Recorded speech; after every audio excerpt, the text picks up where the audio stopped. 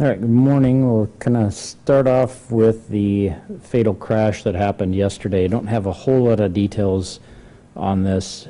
I'll give you what we have. So this happened yesterday. It was just after 6:30 p.m. It was in the 4300 block of North Cliff Avenue. We had a vehicle. It was a 2000 white Ford Explorer that was going north on Cliff Avenue and ended up essentially veering off the roadway to the west. So it traveled through oncoming traffic. I don't think there was any traffic at the time, left the road, and then struck a tree. It was just the one person inside the vehicle, and he ended up dying on scene, and he's a 48-year-old man from Sioux Falls. We're not going to give out the name quite yet. We're still waiting for notification to get made, but that's essentially all we have at this point. We don't know if speed or alcohol were a factor. There were some witnesses that gave some indication. It doesn't initially sound like speed may have been a factor, but we haven't made that determination yet. So I guess the reason for the crash, we don't have any idea of that. The investigators will do a reconstruction on that accident. Hopefully they'll be able to learn something, and then certainly when the autopsy is complete, we'll have a better idea if there was some other medical issues or something else going on. Good on that. No other cars were struck? No, just the one vehicle and hit the tree, so no other cars were involved. Let's see, so the aggravated assaults, all of those were basically people that were threatened. One of them, somebody had, I guess I'll use that term loosely, but they had pulled out a gun and wasn't actually pointed at a person, but they felt threatened. The other person had somebody threatened with a hammer, somebody threatened with a knife. No injuries from any of those. The arson, that was some construction equipment that was found on fire, so we're not sure if there was anything suspicious with that or not. The assault, that was a person that said they were jumped. No serious injuries. The burglaries had a couple of apartments, a house, a trailer that was stolen. Nothing big out of those. The disorderly conducts, those one of them is a fleeing report. All the others involve juveniles.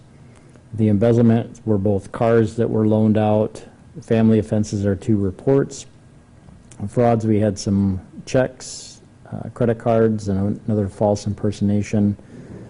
The larcenies, a couple of shopliftings, a couple of unlocked cars, some other random items taken, but nothing high dollar.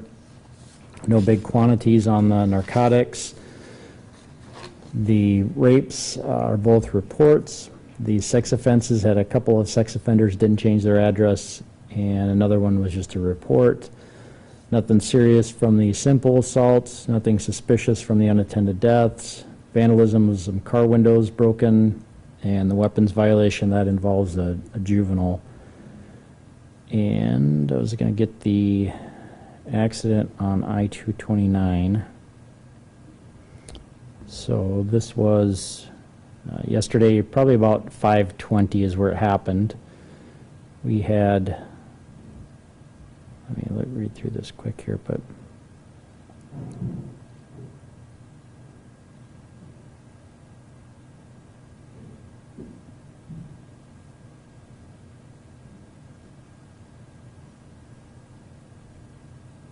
so this one, I don't think I have anything on that other one. So it looks like there was a rollover accident.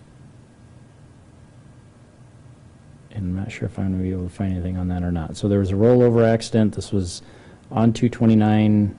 It says about a quarter mile south of 10th Street. And then the other 3 vehicles ended up coming to a sudden stop. And so it was just kind of a chain reaction where all 3 of them were hit. That one had some minor injuries.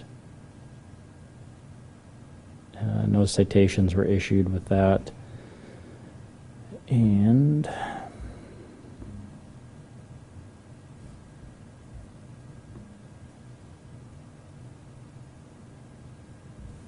don't know if I can find anything on that single vehicle.